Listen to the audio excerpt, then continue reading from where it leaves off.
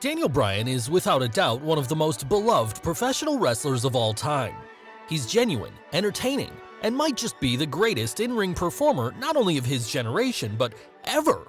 From Ring of Honor to the WWE, he's proven that he can out-wrestle anyone on the card on any given night and get over with audiences even when all external forces are pushing back against him. Very few performers have ever connected with fans in the way he has, so how did he get to become so beloved? Well, join us today as we take a deep dive into his entire career journey in American Dragon, the Daniel Bryan Story. Brian Lloyd Danielson was born on May 22, 1981 in Aberdeen, Washington, to relatively humble beginnings. He was the son of a lumberjack, and this upbringing gave him an appreciation for the simple things in life. His parents got divorced when he was young, but Danielson lost himself in professional wrestling as a way of dealing with this. His early heroes included the likes of Toshiaki Kawada, Dean Malenko, and the man who would end up becoming a mentor to him, William Regal. Even at this early stage, Bryan was a student of the game, and this desire led him to start training at Shawn Michaels' Texas Wrestling Academy when he was only 18 years old. Here, he quickly impressed his teachers, Michaels included. This led to him getting a developmental contract with WWE, where he would first come into contact with William Regal. Danielson learned a lot from him during this time, and the two became close friends as a result. Despite his impressive skills, though, he never got called up to the main roster, likely in part due to his size. At 5'8", he was considered small for a wrestler, especially in the land of the giants that was WWE. Instead, he did some freelancing work for New Japan Pro Wrestling, where he developed his character of the American Dragon, a technical wizard who could outperform anyone in the ring. He even became IWGP Junior Heavyweight Tag Team Champion at one point alongside Christopher Daniels.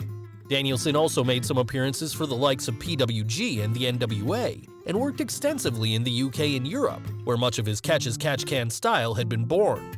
He was quickly building a reputation for being the show stealer everywhere he went. The American Dragon would also get another couple of tryout matches with WWE in 2002 and 2003, notably taking on a young John Cena in one appearance, but that company wasn't quite ready for him yet. For now, he would make the newly formed Ring of Honor his home base, becoming known as a founding father of the promotion and helping to put them on the map as the best pure pro wrestling company in the world at the time. His performances here have become so legendary that they've almost entered into myth. He had some of the best matches of all time against the likes of Austin Aries, CM Punk, and even Jushin Thunder Liger. In fact, one of his bouts with Aries famously went for 74 minutes, with both men managing to keep the crowd enraptured throughout the whole thing in a masterclass of technical skill and in-ring psychology. On September 15, 2005, he beat James Gibson to become the ROH Heavyweight Champion, going on to have a title reign that has since been regarded as one of the greatest ever. This was where he leaned heavily into the heel side of his character, pushing up the aggressiveness in the ring, and often using things like rope breaks expertly to get maximum heat. His catchphrase, "I have until 5, which was used when refusing to quickly release a hold after a break, became known to every indie wrestling fan at the time, as did his entrance set to the sounds of Europe's The Final Countdown. There are countless great title defenses from Danielson during this time. Really, you could just check his matches from 2005 to 2006 and pick any one you wanted. Chris Hero, Samoa Joe, Kenta, every one of them just added to the ever-increasing legend of the American Dragon as being a once-in-a-lifetime talent between the ropes. For our money, the best of them all, though, might have been his series with Nigel McGuinness, where over the course of 2006, the two put on some of the best wrestling you're ever likely to see. Again, you should go out of your way to watch all of these because they tell a single story, but if you only have time for one, watch the fight that took place on the 12th August 2006 at ROH Unified in Liverpool. Words can barely do it justice. Danielson's legendary title run would go on for 15 months until he lost the belt to Homicide on December 23, 2006. Over the course of this period, he successfully defended it 38 times, leaving a legacy that's still talked about to this day. He would go on to become a bigger star, of course, but you could argue that this was his peak as an in-ring performer. So good was he during this part of his career overall, that in the annual Wrestling Observer Newsletter Awards, the category for Best Technical Wrestler was renamed the Bryan Danielson Award after he won it 9 years in a row. He would spend the next couple of years with ROH, continuing to put on mat classics, even proving his toughness by at one point wrestling with a detached retina. The fact was, he had just about achieved everything he could on the independent scene, so it was only a matter of time until he moved on to grander stages. In the autumn of 2009, WWE came calling again. Danielson signed with the company after having a farewell tour with ROH, during which he had more excellent matches against a series of old rivals. His final bout for the company would come on September 26th of that year against Nigel McGuinness, who was also leaving the company. Yes, it was the end of an era, but for Danielson, it was the beginning of a new one. He was sent to Florida Championship Wrestling, WWE's developmental territory, in 2010 to acclimatize himself to his new work environment. Here, he was rechristened as Daniel Bryan, chosen ahead of some truly terrible options given to him by management such as Buddy Peacock and Lloyd Bonaire. After a brief period in FCW, he graduated to NXT, but this wasn't the black and gold brand as we know it today, where we can regularly expect to see some of the best wrestling in the world. No, this was the early days of NXT, where it was basically a game show. At the time, many hardcore fans were outraged that WWE had the best wrestler in the world on their roster, and were wasting him in silly comedy segments where he was made to look like a fool. He did get a short match with Chris Jericho, however, which reportedly left the WWE legend so impressed that he sang Bryan's praises to Vince McMahon backstage, only for the boss to reply that he couldn't be a star because he didn't even eat meat. The only other positive that came out of Bryan's time on NXT was that he was given The Miz as his main roster mentor, which started one of the best feuds of either man's careers, carrying on for years after. When the NXT class of 2010 invaded Raw on June 7th of that year, now calling themselves the Nexus, Daniel Bryan was amongst the ranks. Unfortunately for him, in the heat of the attack, he choked out Justin Roberts with a necktie, something which was labeled too violent by Vince McMahon, and led to the fan favorite getting released from his contract just as he'd made his debut. Most wrestlers would have been devastated by this, but not Bryan. He didn't seem to care at all, in fact, arguing that he would now be able to get more money for indie bookings. At one point during this time, he even considered retiring from being a pro altogether and taking up teaching instead, wrestling on the side when he had time. Thankfully, he didn't have to do this. WWE were quick to realize their mistake, and once the perceived heat had died down, he was rehired on August 15th, just in time to be announced as a surprise team member for Team WWE, as they took on the Nexus at that year's SummerSlam.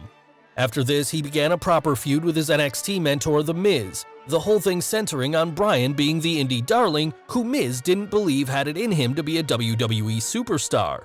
The first phase of this rivalry peaked at Night of Champions on September 19th, when the newbie won his first singles title in the company, beating the main roster mainstay to win the United States Championship. It was also here that, in Vince McMahon's attempt to add some character to the new champion, he got involved in a storyline where the Bella twins confused him being a vegan with him being a virgin and began competing for his affections. The storyline was a bit rubbish to say the least, but one positive that did come out of it was a real-life romance between Bryan and Brie Bella. On screen, he would go on to hold the US title for 176 days, an impressive run for someone who McMahon didn't think could be a top-level guy. He was originally meant to get a rematch for the belt against Sheamus at WrestleMania 27. However, the bout ended up getting bumped from the main card due to time constraints, something which was not only disappointing to the two men involved, but also to fans. This, in hindsight, would be the first sparks of something that would really take flight the following year. On June 17, 2011, at the Money in the Bank pay-per-view, Bryan won the titular match to earn a title opportunity at the time of his choosing. Considering how poorly he had been treated earlier in the year, this gave fans some hope that the right people backstage were finally starting to turn a corner on him and that he would now rocket up to the main event scene. After months of teasing, he did win the title after pinning an already knocked out Big Show in anticlimactic fashion at December's Tables, Ladders, and Chairs. Let's be real though, this wasn't him suddenly being pushed as a main event player. He was still clearly a mid-card character who had won the belt on a technicality. It was, however, the birth of the Yes Chant. In an attempt to be as obnoxious as possible, Daniel Bryan had taken to loudly chanting yes over and over again after every victory as he pumped his hands in the air. It's so strange to look back on this and remember that, much like Austin 3:16 and many of The Rock's early catchphrases, this started off as a way to get heel heat and eventually morphed into the biggest babyface gimmick on the roster. Now world champion, Bryan got involved in an on-screen relationship with AJ Lee, where he was portrayed as the abusive boyfriend, constantly belittling her at every turn. This would come back to bite him when at WrestleMania 28, he and Sheamus finally got to have their match on the main card, this time with the title on the line. In a moment that has since gone down in infamy for backfiring so wildly from its original intent though, the champion leaned over to give AJ a kiss before the start of the match. This distracted him for long enough for Sheamus to boot him and pin him in only 18 seconds. WWE had intended this to get Sheamus over strong as a killer babyface, but all it did was anger fans who felt that it was an utter burial for Bryan. The next night on Raw, the show was drowned out by a tsunami of yes chants, now being used by fans in protest of the way their favorite wrestler was being booked. And if WWE thought this rebellion would end here, they were very, very wrong. What began after this was probably the biggest instance of audience backlash in modern wrestling history. Support for Bryan continued to grow with yes chants growing louder and louder every week, despite him still technically being a heel. Now, to be fair, it wasn't like the company didn't do anything with him. He had a series of great matches with CM Punk, and took part in a memorable Raw wedding segment where AJ Lee finally turned on him, having had enough of his abuse. That same night, he was even in a segment with The Rock. He was also scheduled to have a match against Charlie Sheen at the 2012 SummerSlam until Sheen had to pull out for health reasons. On top of this, he was involved in a very memorable program with Kane where the two bickering superstars would team up to form Team Hell No, most memorable for their classic series of anger management segments.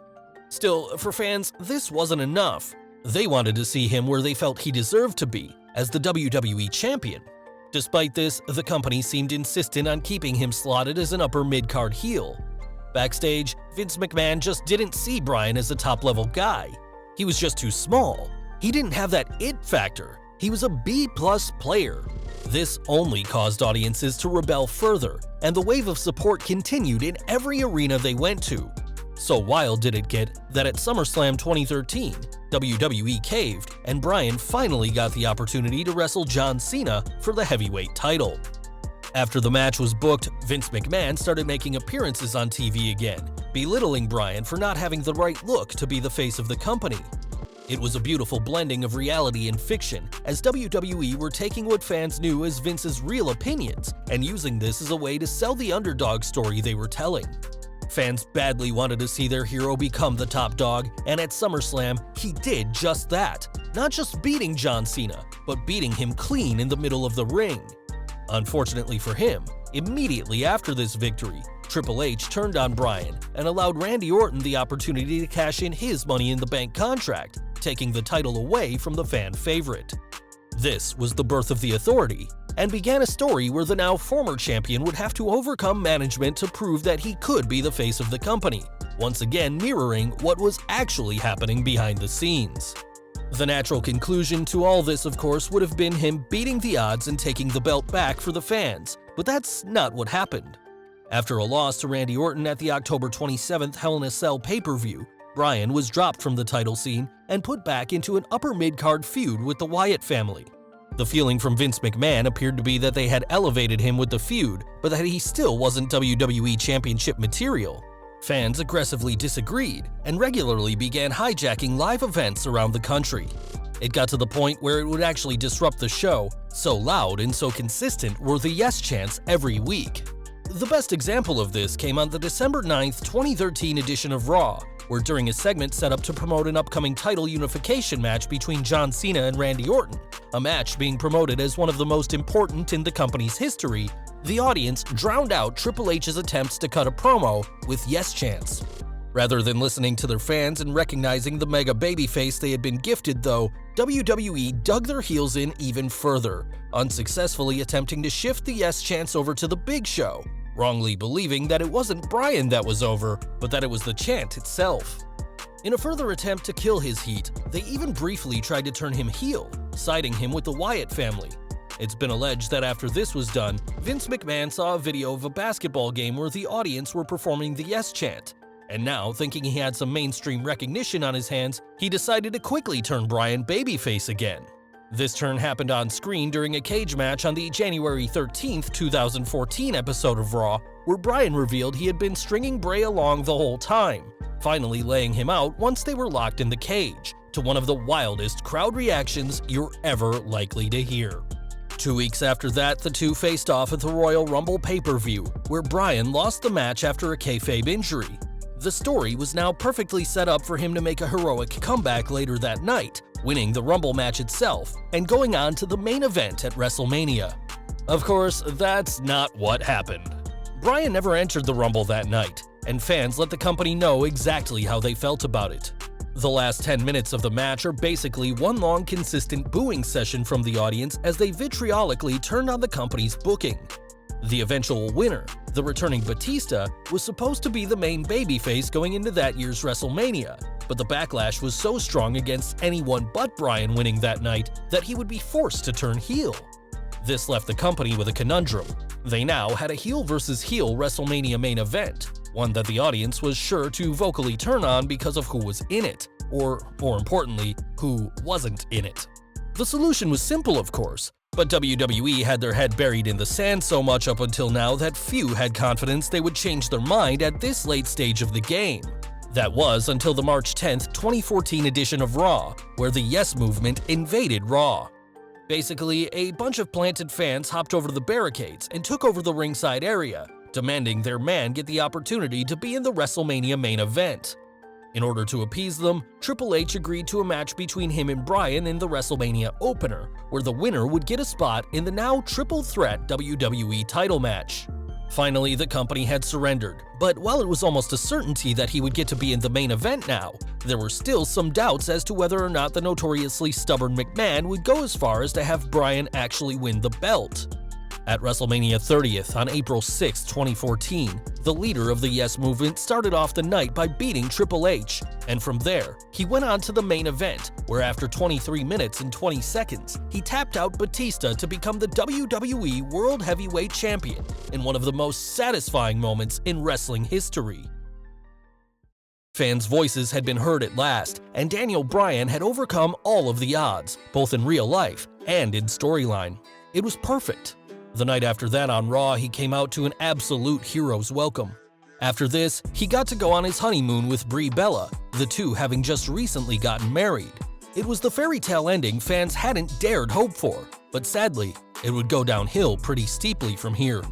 Soon after this, he also began losing strength in his right arm.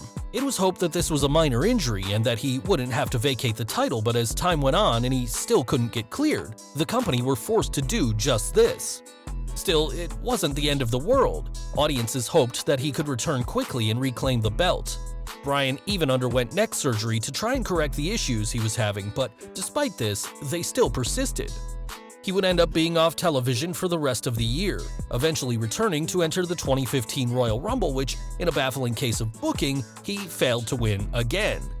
This time causing fans to turn on the match for a second year running and beginning the backlash against Roman Reigns that has dogged him for most of his career since. Bryan was relegated to the Intercontinental title scene at WrestleMania 31. It wasn't what fans wanted, but he did end up taking the belt home that night, vowing to make it important again by having it be exclusive to SmackDown and building it into the brand's top prize. Sadly, this was not to be either. Bryan was pulled from competition after the April 16th episode of SmackDown due to fears over his health. It was later determined that he couldn't be cleared to wrestle due to seizures he had been suffering from as a result of past concussions. He would be forced to retire. Appearing on the February 8, 2016 episode of Raw, after months of fan speculation, Daniel Bryan confirmed that yes, his career was indeed over.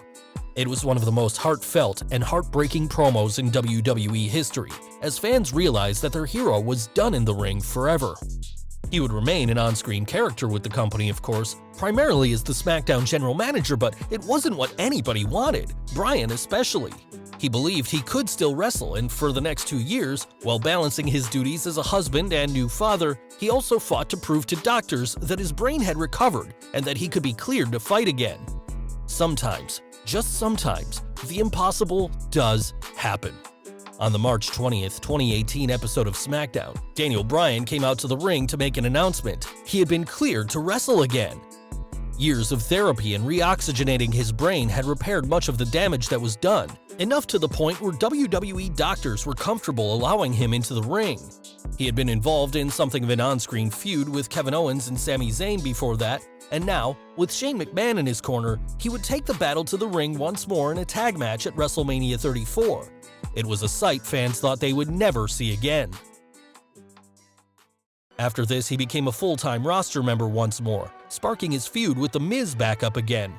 The two had gotten into a notable argument on an episode of Talking Smack while Bryan was still retired, and now with that heat simmering, they entered into a program which began with Miz winning a SummerSlam singles match as well as a couples tag match with his wife Maryse against Bryan and Brie Bella at Hell in a Cell on September 16th.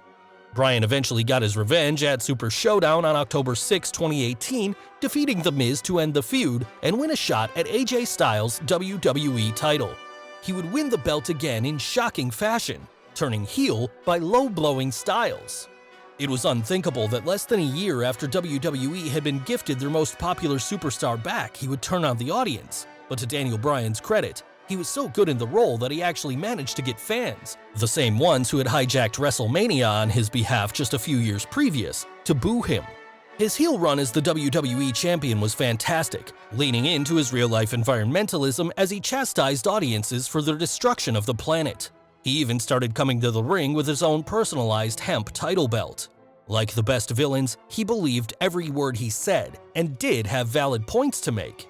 Fans still jeered him as planned, though. He had a dream match at the 2018 Survivor Series against Brock Lesnar, and carried the belt up until the following year's WrestleMania, where he would find himself going up against Kofi Mania. Kofi Kingston, a lifetime mid-carder in the WWE, someone who fans always knew was extremely talented and easily good enough to have a main event run. Unfortunately, the company had never seen things this way. In a story that mirrored the Yes Movement a few years prior, Kofi caught fire with crowds after a fantastic Elimination Chamber effort, and to WWE's credit, they ran with it, setting up a match with Bryan and Kingston for the WWE title at WrestleMania 35. It's debatable what the emotional highlight of that night was. On one hand, you had Becky Lynch, who was going through a similar meteoric rise of fan support, finding herself in the first women's WrestleMania main event, where she would solidify herself as the face of the company and become the undisputed women's champion. On the other hand, there was Kofi Kingston, the man who no one thought had a hope of becoming WWE champion. If we're going by fan reaction on the night, it was probably Kofi that was the highlight. To be fair to Becky, by the time she came on, the event was 7 hours deep, so the audience were understandably tired.